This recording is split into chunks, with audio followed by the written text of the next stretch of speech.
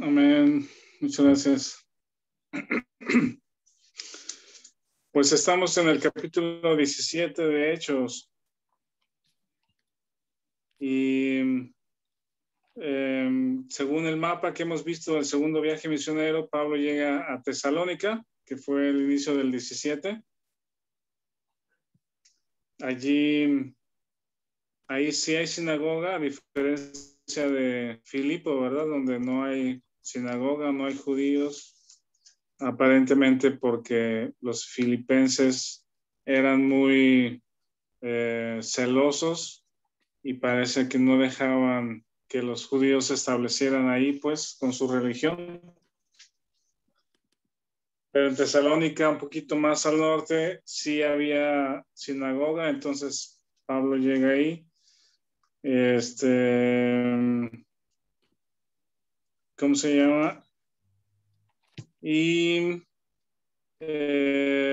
presenta a Cristo como el Señor basado en las Escrituras. Y pues hay convertidos, pues hay personas que creen, creyentes de los judíos, griegos, y también dice mujeres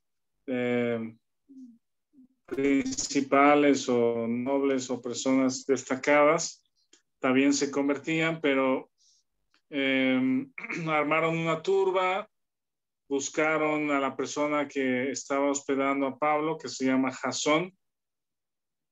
No encuentran a Pablo y a Silas, y pues Pablo y Silas continúan o los sacan de la ciudad, pues los guardan y los llevan y se van a Berea, que está un poco cerca, y llegan ahí, pues, pero esa parte me gusta y es muy destacada del capítulo 17 en Berea, porque dice el versículo 11 que los de Berea, dice, eran más nobles porque escudriñaban las escrituras para ver si lo que estas cosas decían o Pablo decía eran verdad. Ese es el versículo 17-11. ¿Alguien lo tiene ahí, por favor, para leer?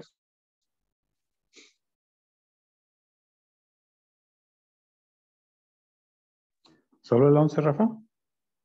Sí, solo el 11. Y estos eran más nobles que los que estaban en Tesalónica, pues recibieron la palabra con toda solicitud, escudriñando cada día las escrituras para ver si estas cosas eran así. Ajá, no sé si tienen alguna otra traducción de esa palabra nobles. ¿Qué significa que eran más nobles? Pero no significa que los de Tesalónica no fueran buenos creyentes, pues ellos creyeron el evangelio que se les predicó, pero el asunto fue que estas personas de Berea tenían el deseo de verificar o confirmar que fueran verdaderas. Se me está moviendo aquí el teléfono, déjeme encontrar algo donde ponerlo, porque se me está moviendo.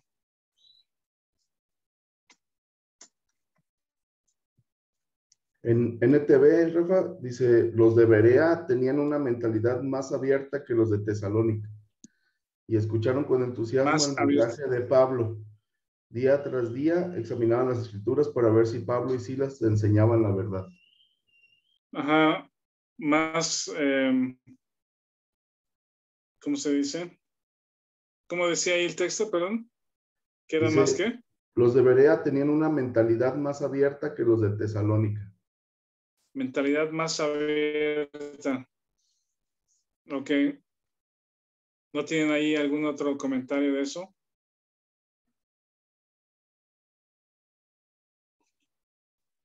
No, parece que, bueno, aquí. No sé si se refiere también como a su educación o a su formación, ¿verdad?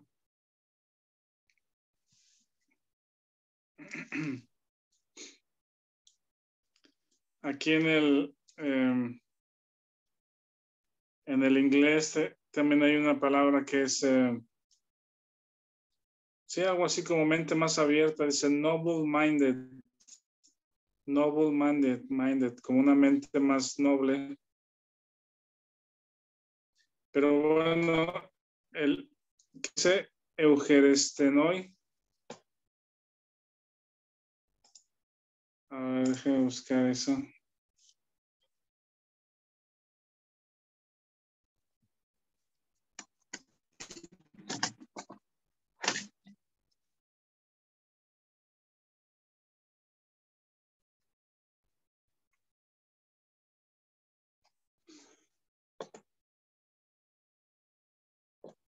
No, no lo encuentro, no aparece esa palabra.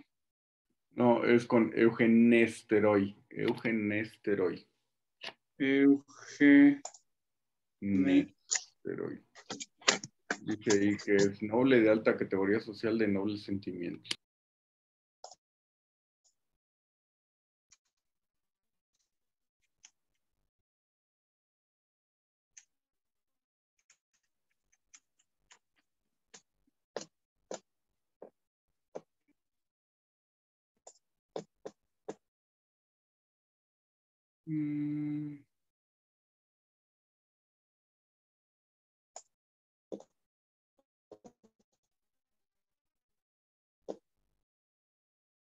Sí, nada más se traduce como una mente más noble o más abierta,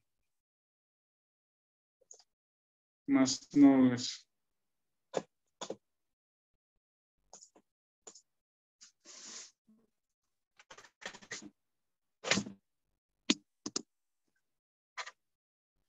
Bueno, el punto es de que la actitud de ellos, digamos que es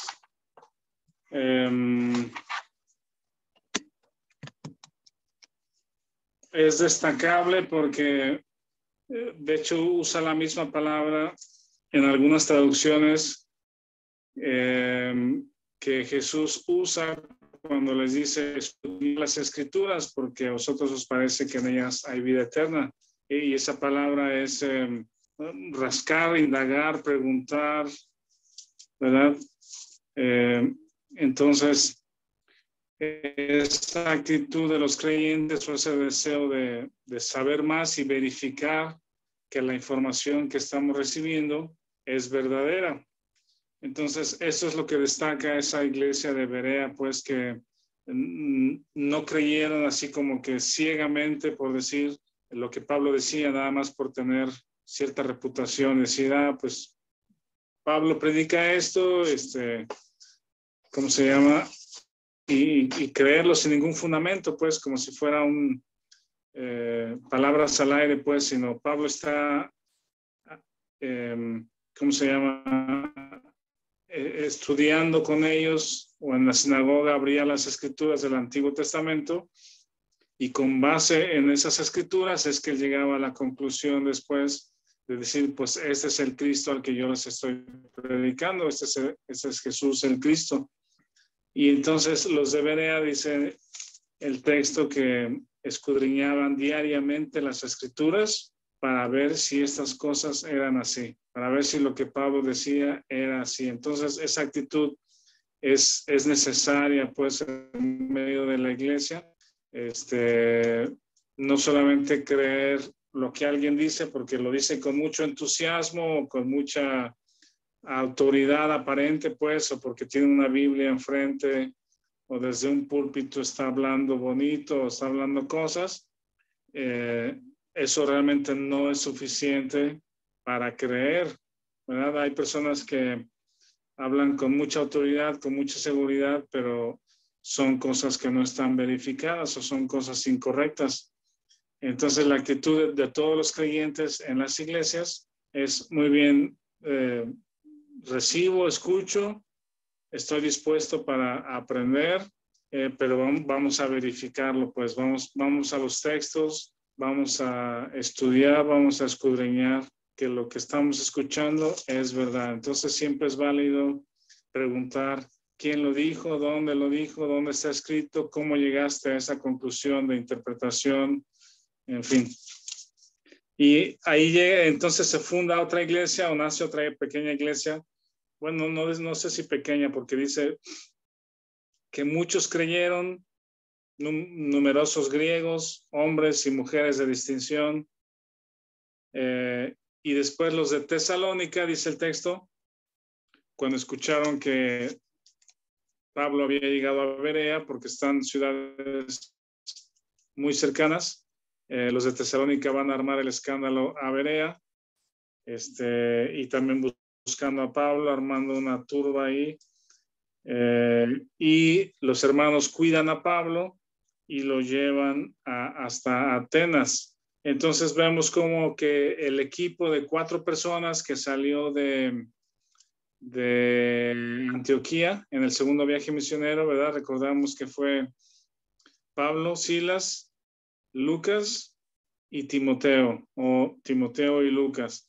Y Lucas se quedó entonces en Filipo, ¿verdad?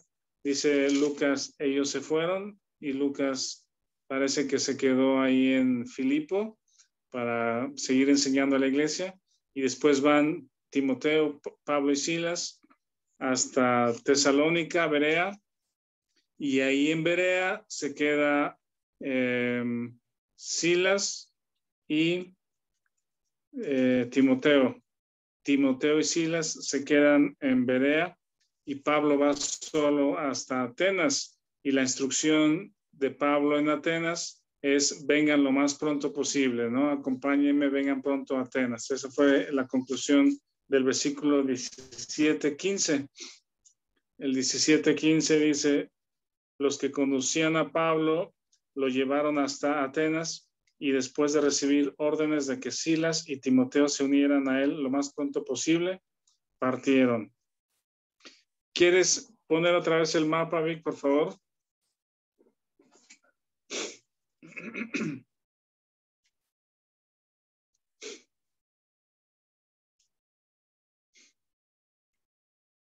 Muchas gracias.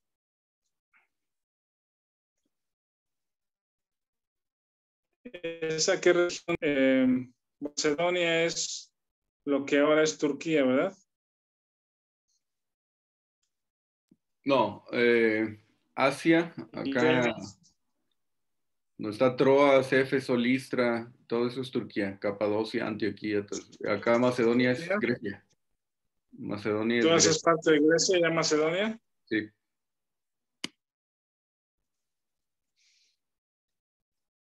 Ok.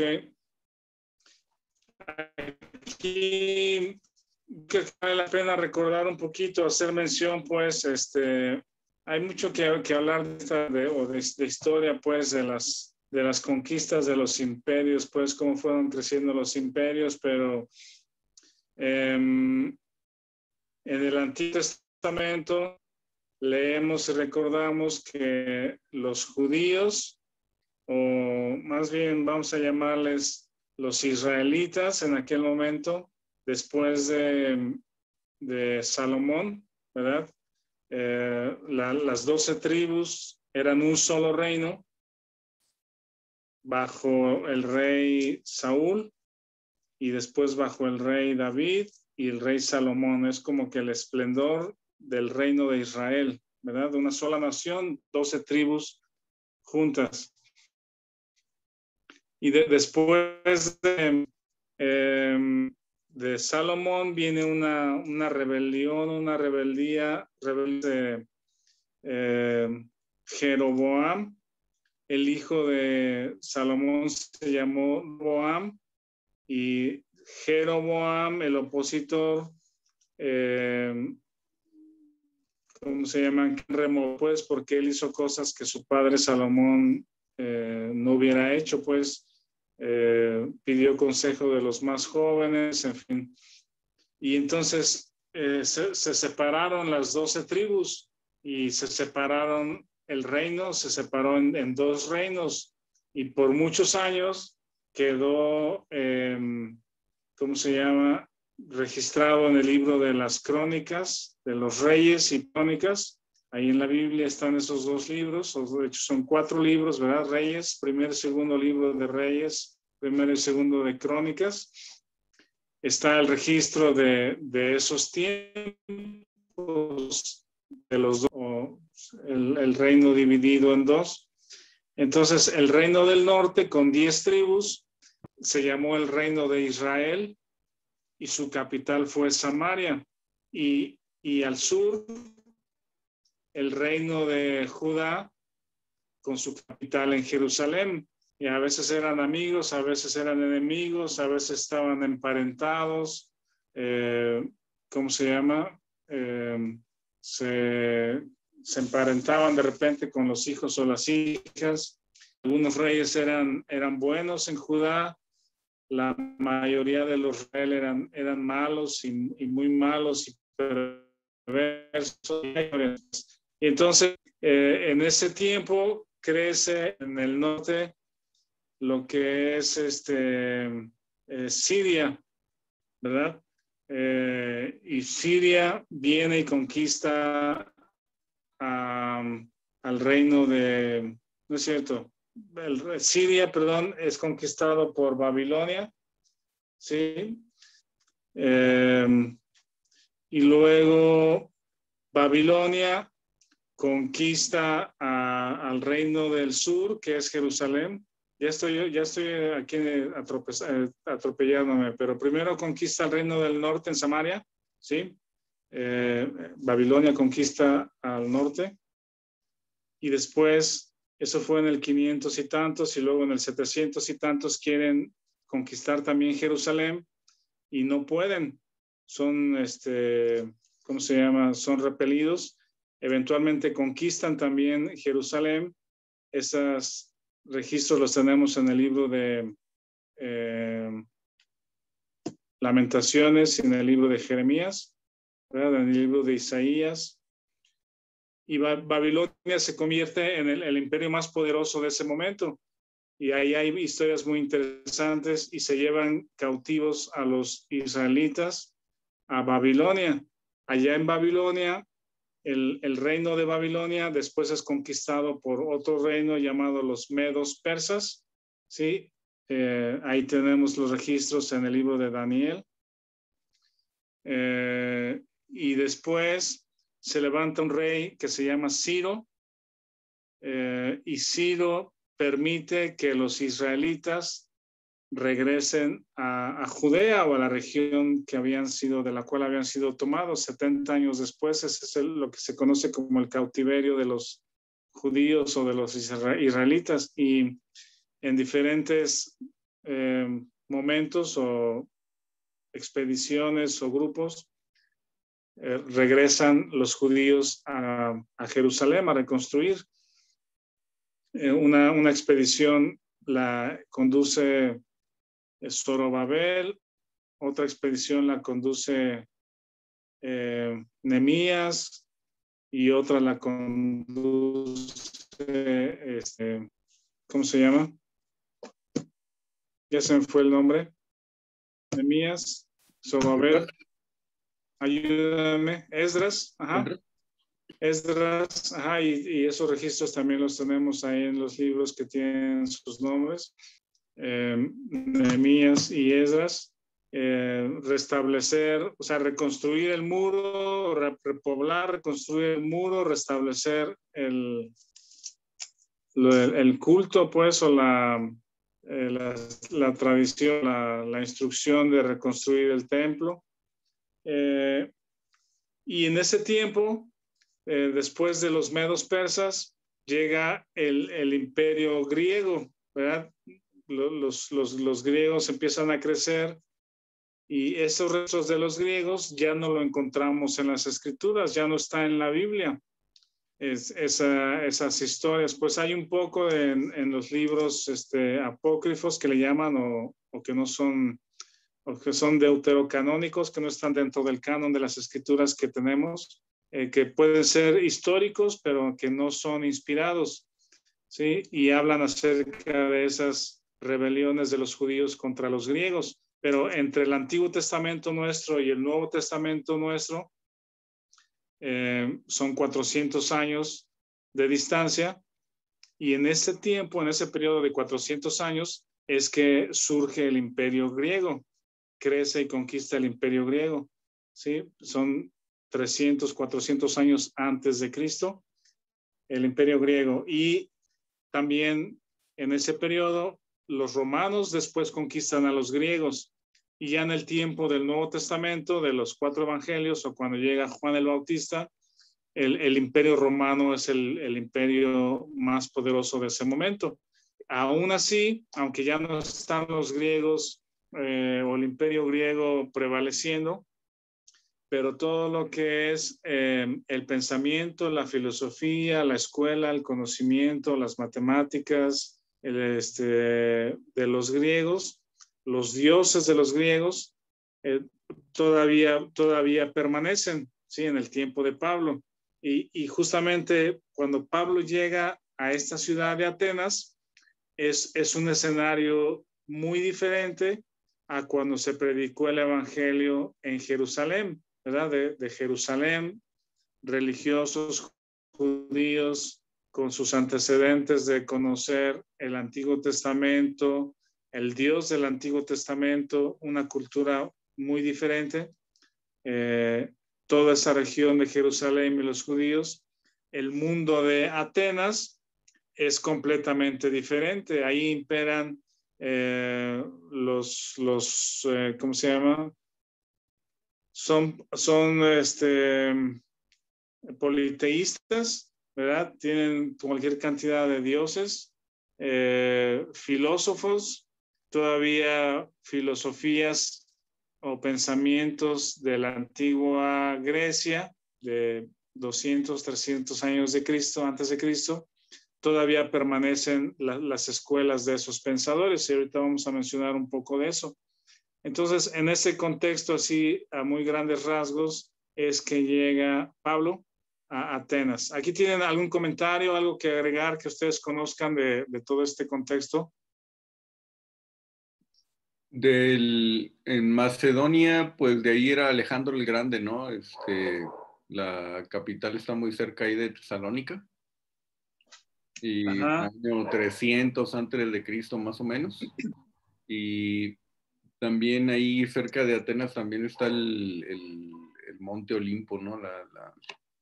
O sea, estaban todos el culto a todos los dioses. Y otra cosa también que se viene arrastrando, que fue de mucha influencia para incluso los judíos, fue la cuestión medicinal de Galeno, ¿no? Este médico griego, que incluso en las sinagogas hasta hoy día tienen unos baños, los baños de pureza, pues que vienen desde pues la cultura griega, ¿no? Del escapelión, toda esa parte pues de investigación pues que hacían los griegos, aunque lo hacían acá en el lado asiático, y en Pérgamo, por ahí todo eso hay pero los baños para quitar enfermedades y todas las pilas que tenían, pues, y eso todavía lo adoptaron en las sinagogas y hoy día todavía hay esos baños, pues.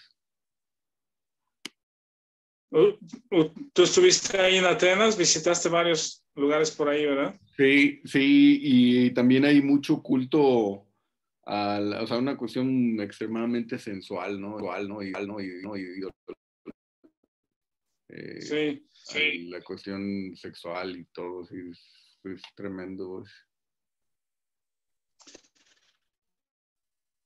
Bueno, ahorita vamos a mencionar justamente algo de eso, pero ¿alguien quiere leer del versículo 16 al versículo 21, por favor? Ahí del capítulo 17, versículo 16 al 21. ¿Quién lo lee, por favor? Aquí lo tengo. Dice: mientras Pablo los esperaba en Atenas, su espíritu se enardecía viendo la ciudad entregada a la idolatría. Así que discutía en la sinagoga con los judíos y piadosos, y en la plaza cada día con los que concurrían. Y algunos filósofos de los epicúreos y de los estoicos disputaban con él, y unos decían: ¿qué querrá decir este palabrero? Y otros: parece que es predicador de nuevos dioses, porque les predicaba el evangelio de Jesús y de la resurrección.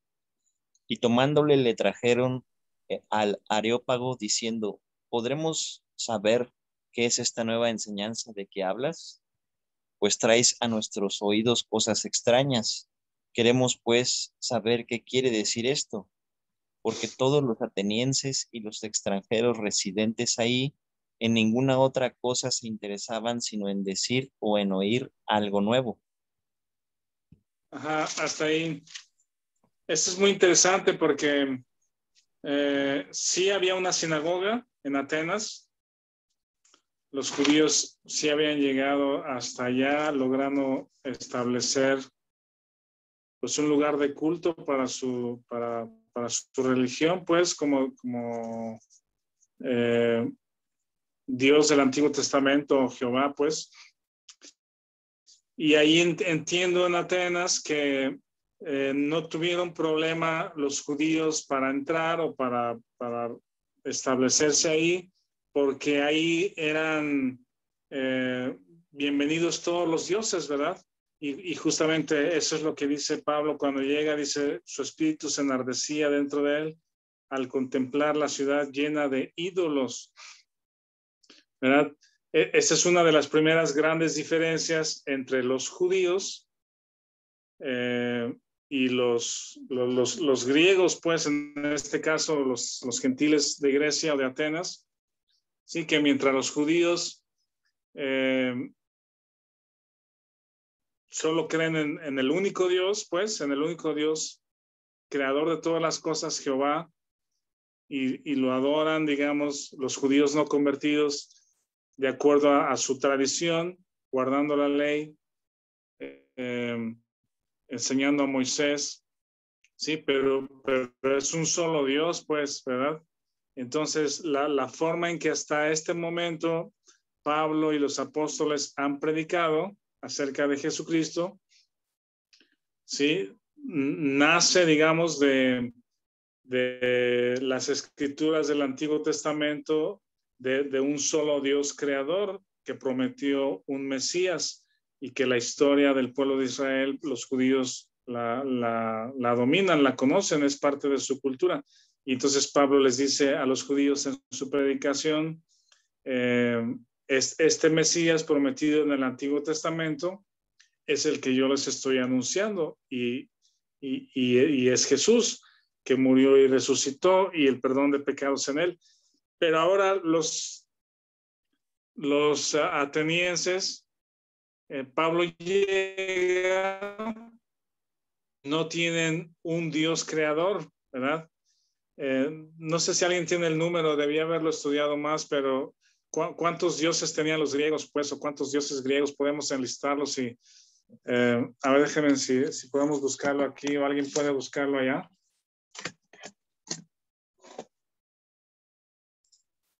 Aquí podemos buscar dioses griegos.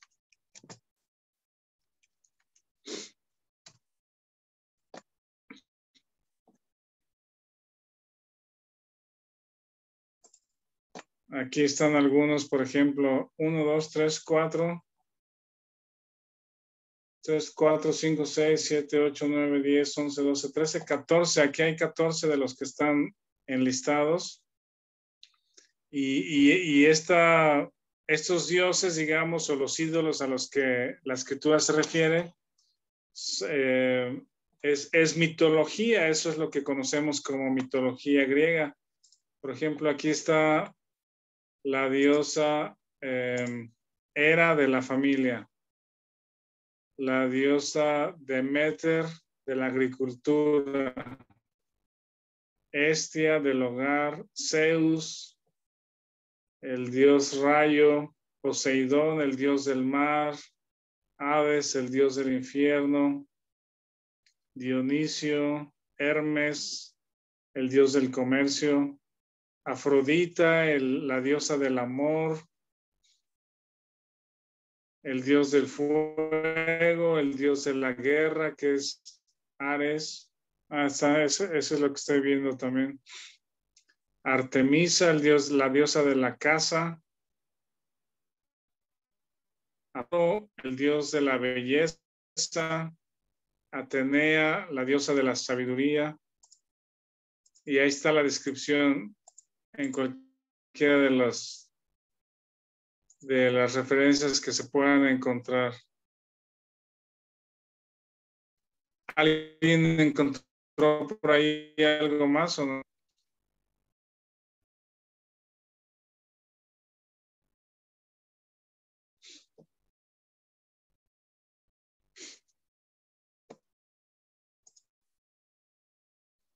¿No? Entonces Pablo llega, dice, enardecía dentro de él al contemplar la ciudad llena de ídolos. Y la cuestión con estos dioses o estos ídolos griegos es que alguna de las características es de que son visualmente como humanos, ¿verdad?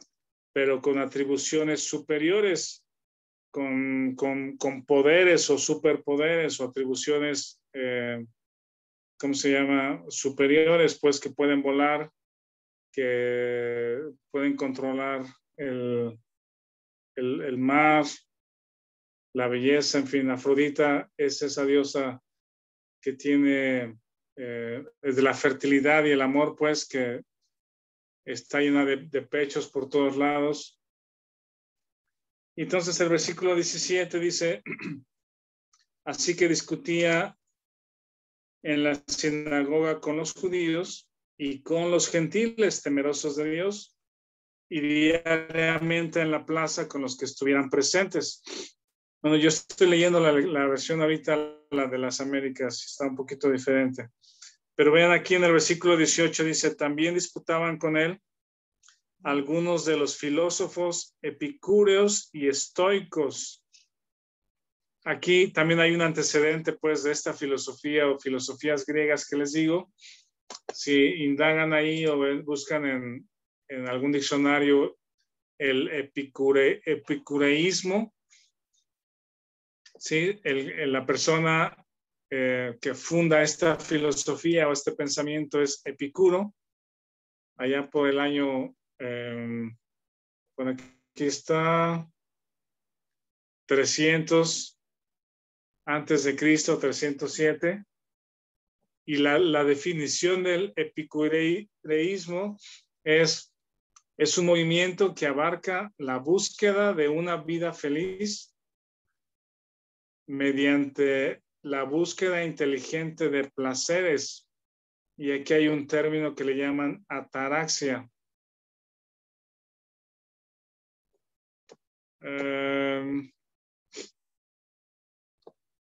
Entonces dice, tenía por objeto la búsqueda de la felicidad a partir del equilibrio de los placeres y la eliminación de los temores a causa de ideas como el destino, los dioses y la muerte. Aquí este estado que les digo que se llama ataraxia se le llama, es la ausencia de turbación o la ausencia del temor.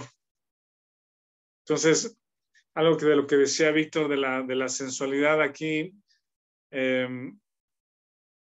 habla de la felicidad por medio de los placeres. Puedes encontrar un equilibrio entre lo que te hace feliz, lo que te gusta, y quizá no escuchamos mucho esta palabra el día de hoy, pero yo creo que el concepto sí lo vivimos hoy, pues, en la sociedad, de que si te gusta, hazlo, si te hace feliz, hazlo, ¿verdad? Si es un placer que te gusta, te hace feliz, simplemente hazlo. Y luego el otro son el estoicismo.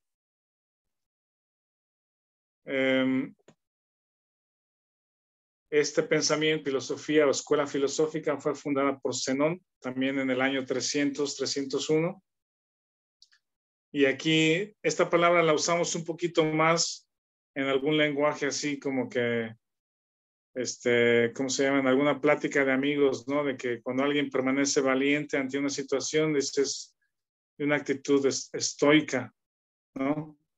Pero dice, su doctrina filosófica está basada en el dominio y control de los hechos, las cosas y las pasiones que perturban la vida, valiéndose de la valentía y la razón del carácter personal. es soportar las tribulaciones o el caos, permanecer en calma en medio del caos, con una actitud de valentía y de control, ¿no? Control del caos. ¿Qué piensan de esto? ¿Tienen algún comentario, alguna observación? Pueden buscar más en la semana si gustan.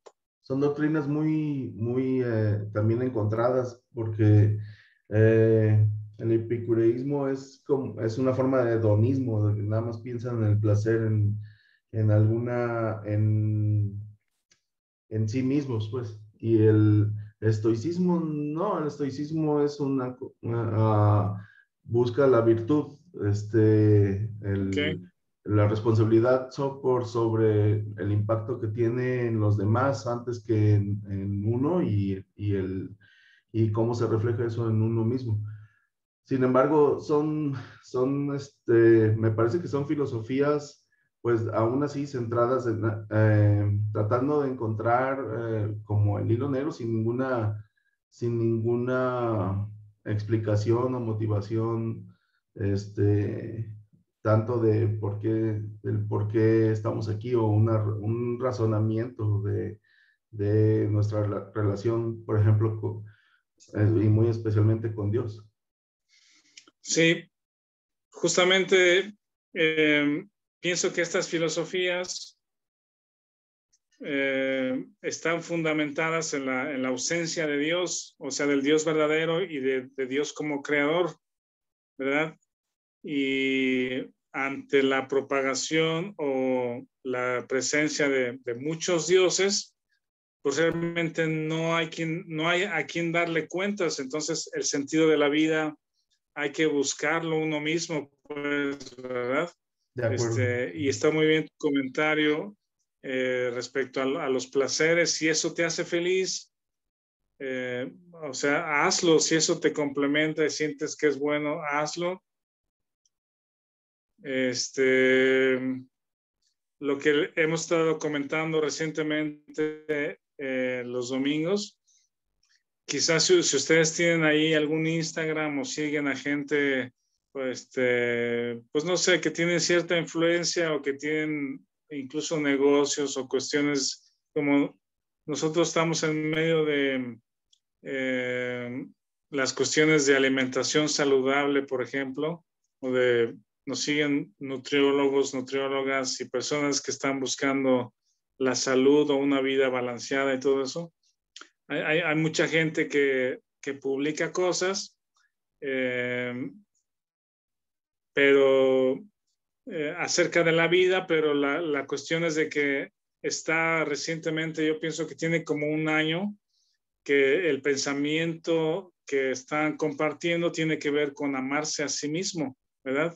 Y cualquier tipo de ideas, pues de ámate a ti mismo, tú eres la persona más importante, hazlo todo para ti, tú te lo mereces, primero tú y después tú.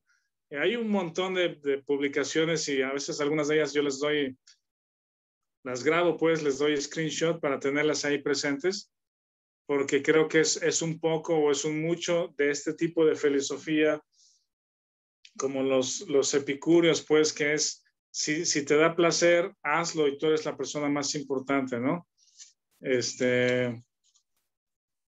Bueno, ¿algún otro comentario? ¿Alguien más quiere mencionar algo? Sí, sí, pastor. Los epicúreos cauterizaban la conciencia, quitando la investigación del destino de una persona, ¿no? Muy parecido a lo que hacen los agnósticos o los ateos hoy en día. Entonces, les gusta cauterizar la conciencia para que, pues, no las condene a través de los placeres en satisfacerse a sí mismo, ¿no? El hedonismo. Sí, eso es correcto, muy bien. No hay a quien darle cuentas, pues, no hay un Dios que sea juez. Y estos comentarios son muy importantes porque lo que vamos a ver un poquito más adelante, a partir del versículo 22, cuando invitan a Pablo a hablar, pues ahí en el Areópago, sí, que era aquel lugar ¿cómo se llama? Al aire libre, pues como una especie de auditorio, un lugar donde se puede expresar las ideas, y todo el mundo era bienvenido. Entonces, cuando Pablo está discutiendo con los judíos o está hablando con los judíos, con los griegos, y dice con cualquiera que quisiera acercarse, y dice, disputa entonces con él los epicúreos y estoicos, y decían, ¿qué quiere decir este palabrero? Pues, y se parece que es un predicador de divinidades extrañas, porque les predicaba de Jesús. Entonces ellos decían, ok, predicas de Jesús, pues es un Dios más, pues es como Zeus o como el Dios de la guerra o cualquier otro. Y queremos saber qué más vas a decir de esto, ¿no? Y dice el versículo 19, lo tomaron, lo llevaron al Areópago. Podemos saber qué es esta nueva enseñanza que proclamas. Te oímos decir cosas extrañas, queremos saber qué significan, hablando acerca de la resurrección y acerca de Jesús. Y bueno, a partir del versículo 22, ¿alguien quiere leer hasta el versículo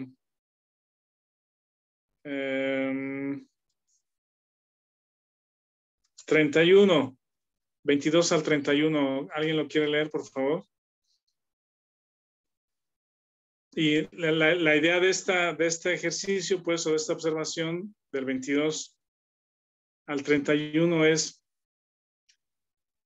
cómo es que Pablo les va a predicar el Evangelio de Jesucristo a unas personas que traen otro antecedente cultural, pues otro tipo de pensamiento y de filosofías diferentes o muy diferentes a los judíos, ¿no? Que sí conocen la historia de Abraham, que creen en un Dios creador, y que Dios prometió a un Mesías. Ellos creen en la violación de la ley, pues, de Dios, los judíos. Entonces, ahora, ¿cómo es que Pablo les va a predicar a estas personas con un contexto completamente diferente? ¿A quién quiere leer del 22 al 31, por favor? Aquí lo tengo. Dice, entonces Pablo, puesto en pie en medio del Areópago, dijo, varones atenienses, en todo observo que sois muy religiosos, porque pasando y mirando vuestros santuarios, hallé también un altar en el cual estaba esta inscripción, al Dios no conocido. Al que vosotros adoráis, pues, sin conocerle, es a quien yo os anuncio. El Dios que hizo el mundo y todas las cosas que en él hay, siendo Señor del cielo y de la tierra, no habita en templos hechos por manos humanas, ni es honrado por manos de hombres como si necesitase de algo, pues Él es quien da a todos vida y aliento y todas las cosas, y de una sangre ha hecho todo el linaje de los hombres para que habiten sobre toda la faz de la tierra, y les ha prefijado el orden de los tiempos y los límites de su habitación, para que busquen a Dios, si en alguna manera palpando puedan hallarle, aunque ciertamente no está lejos de cada uno de nosotros, porque en Él vivimos y nos movemos y somos, como algunos de vuestros propios poetas también han dicho, porque linaje suyo somos. Siendo pues linaje de Dios, no debemos pensar que la divinidad sea semejante a oro o plata o piedra, escultura de arte y de imaginación de hombres.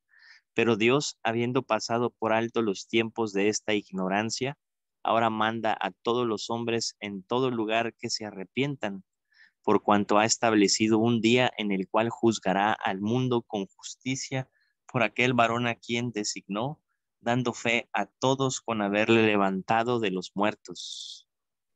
Pero cuando oyeron lo de la resurrección de los muertos, unos se burlaban y otros decían, ya te oiremos acerca de esto otra vez. ¿Qué es lo qué notan de esta forma de hablar de Pablo? ¿Algo observan?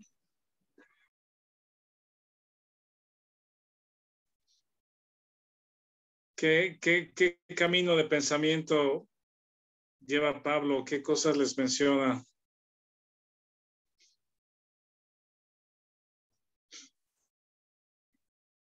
Pues está construyendo en el conocimiento de Dios, pero a partir de lo que él observó, a partir de lo que los griegos pensaban, a partir y de sus necesidades de encontrar respuestas también.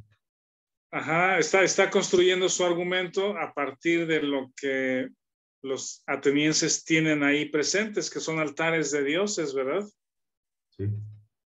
No les dice, oigan, hace 2000 años hubo un hombre llamado Abraham al que Dios le habló, porque los atenienses no iban a tener ni idea de lo que estaba hablando, pues. Entonces, Pablo, yo creo que es inteligente, pues tiene sabiduría para construir sus argumentos a partir de lo que ve, de que son religiosos, de que tienen lugares de sacrificio, de culto, y de una manera inteligente Pablo observa que hay un lugar, una inscripción que dice al Dios no conocido, y de ahí toma eso y dice, a este Dios al que ustedes no conocen es al que yo les vengo a anunciar. Pero inmediatamente después, en el versículo 24, este Dios desconocido les dice, es el que creó todas las cosas. Esto es súper importante, pues, porque cuando hablamos acerca de la creación, todas las demás cosas caen en su lugar. El origen del hombre cae en su lugar, el propósito del hombre. Y Pablo termina su argumento hablando de un juicio en el versículo 31. Dice, Él ha establecido un día en el cual juzgará al mundo en justicia. Es decir, todos vamos a dar cuentas a ese Dios creador, pues, ¿verdad? Entonces, está usando unos argumentos bien interesantes para hablarles a personas que tienen muchos dioses, pero ninguno de ellos es creador, ¿sí? Y entonces, como no hay que darle cuentas a esos dioses, o justamente estas filosofías son para balancearse o, ¿cómo se dice? Evitar la culpa por causa de esos dioses o las consecuencias de desobediencia o de faltas para con esos dioses. Entonces, no permiten que esos dioses les perturben, los tienen como que apaciguados con sus cultos o sus ofrendas, por decir. Y no hay a quien dar cuentas. Y entonces aquí Pablo usa ese argumento de que Dios es el creador. No sé si ustedes han visto esos documentales de National Geographic, hay otros de History Channel, que son muy, muy buenos, que hablan acerca, por ejemplo, de los animales. Hay uno que nos gusta que Natanael vea, que se llama Colors, y habla acerca de los colores en la naturaleza. Entonces hay un hombre que va, no sé, por la selva de Brasil, encontrando diferentes tipos de animales y el colibrí, diferentes tipos de colibrí, y es muy interesante, pues, con una producción muy importante, cámaras de alta calidad, diferentes ángulos para esas cámaras y perciben los movimientos de los animales. Es muy bueno, pues. Y como ese documental hay muchos otros acerca de los animales en África. Hay otro que se llama, si no mal recuerdo, se llama The Blue Rock, la roca azul, y el que está presentando ese documental es Will Smith, ¿verdad? Que es uno de estos actores muy bien aceptados, pues, en todo el mundo, y tiene una voz como, digamos, creíble o confiable, pues, ¿verdad? Es una persona que está ahí justamente porque lo que dice se lo dice como con autoridad, o es confiable lo que él está diciendo. Y del Blue Rock también entrevistan a astronautas de lo que vieron al estar orbitando en el espacio y tal y tal. Y también está muy interesante, ¿no?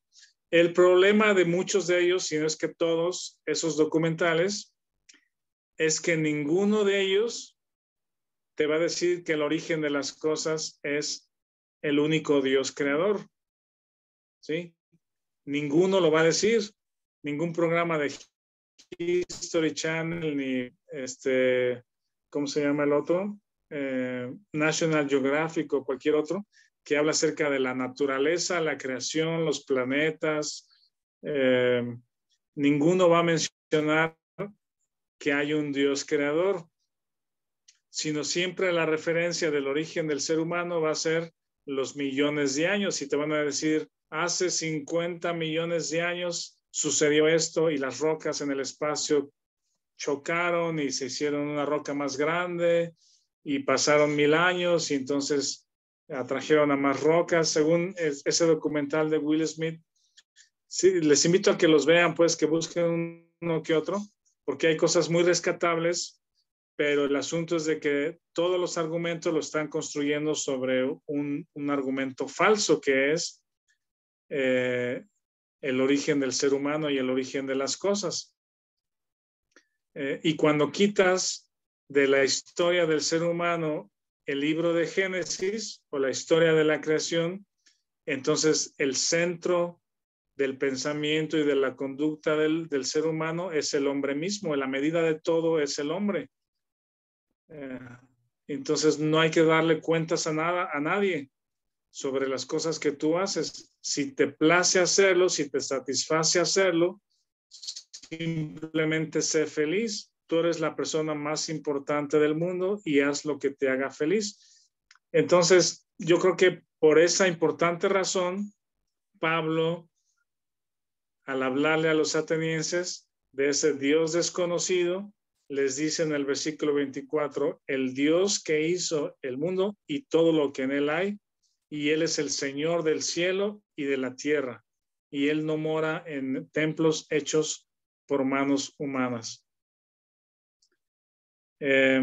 ¿Algún comentario hasta aquí? ¿Qué piensan? ¿Alguna observación?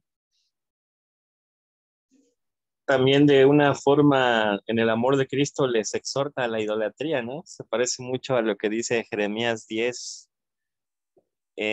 Obviamente no tan fuerte, ¿no? No tan fuerte, pero se parece mucho a lo que dice Jeremías 10 del 3 en adelante, pero orientado a la predicación del Evangelio. O sea, se ve que el foco de Pablo es la predicación del Evangelio, porque después les empieza a hablar de la resurrección de los muertos. Pero dice Jeremías 10:3, porque las costumbres de los pueblos son vanidad, porque el leño del bosque cortaron, obra de manos de artífice con buril, con plata y oro lo adornan, con clavos y martillos lo afirman para que no se mueva, derechos están como palmera y no hablan, son llevados porque no pueden andar. No tengáis temor de ellos porque ni pueden hacer mal, ni para hacer bien tienen poder, lo que le dice Pablo, ¿no? El cual va a juzgar a todos. No hay semejante a ti, oh Jehová, grande eres tú y grande tu nombre en poderío. ¿Quién no te temerá, oh Rey de las naciones? Y ahí se sigue, ¿no? Y está padre cómo Pablo, sin una forma tan agresiva, les comparte una exhortación a la idolatría y les comparte el Evangelio. Sí, mira, aquí el asunto es de que también Pablo les está hablando con respeto, es respetuoso, ¿sí? Dice, varones atenienses, percibo que sois religiosos en todo sentido. Está hablando con respeto, igual que Esteban le hablaba con respeto a los sacerdotes, ¿verdad? Cuando les predicó Esteban, Pablo le está hablando con respeto, pero la otra cosa es de que les está hablando con argumentos, ¿sí? No les está hablando cosas, ¿cómo puedo decir? Como que al aire, sin sentido, solamente emocionales, pues, o ¿cómo se llama? Sin argumentos, pues, cosas al aire, pues, palabras nada más para tratar de convencerlos, sino los atenienses eran personas que escuchaban y escuchaban argumentos. Hay otro texto acá en Corintios, si quieren luego lo leemos, pero dice que los griegos buscan sabiduría, buscan conocimiento. Entonces, Pablo lo que les está diciendo es que es construir su punto o su predicación o su exposición con base en argumentos. Entonces dice, al Dios no conocido es al que yo les vengo a enseñar, y Él es el Dios de todas las cosas, es el creador de todas las cosas, y no semejante a oro, plata o cosas que ustedes puedan construir con sus manos, no habita en templos humanos. Y después hace una cita a uno de sus contemporáneos, a alguno de sus filósofos, y dice, somos linaje de Dios. Y entonces Pablo cita a uno de ellos para que también tengan una referencia de algo que ellos han buscado como sabiduría, y les dice, somos linaje de Dios, es decir, Dios hizo al ser humano, y ahora Dios manda que se arrepientan, que todo hombre se arrepienta, porque ha establecido un día de juicio. Y bueno, después terminamos, si quieren, por hoy diciendo el versículo 32, cuando oyeron de la resurrección de los muertos, algunos se burlaban, pero otros dijeron, te escucharemos en otra ocasión. Entonces Pablo salió de entre ellos, pero algunos se unieron a él y creyeron, entre los cuales estaban Dionisio, el Areopagita, una mujer llamada Dámaris y otros con ellos. Aquí busqué un poquito y parece que hay un hombre que se llama Séneca. Déjame ver, por aquí está, de los filósofos griegos.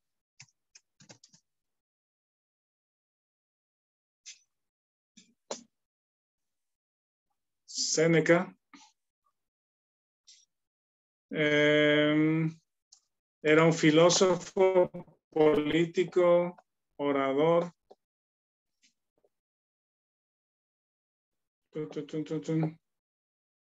Y dice, fue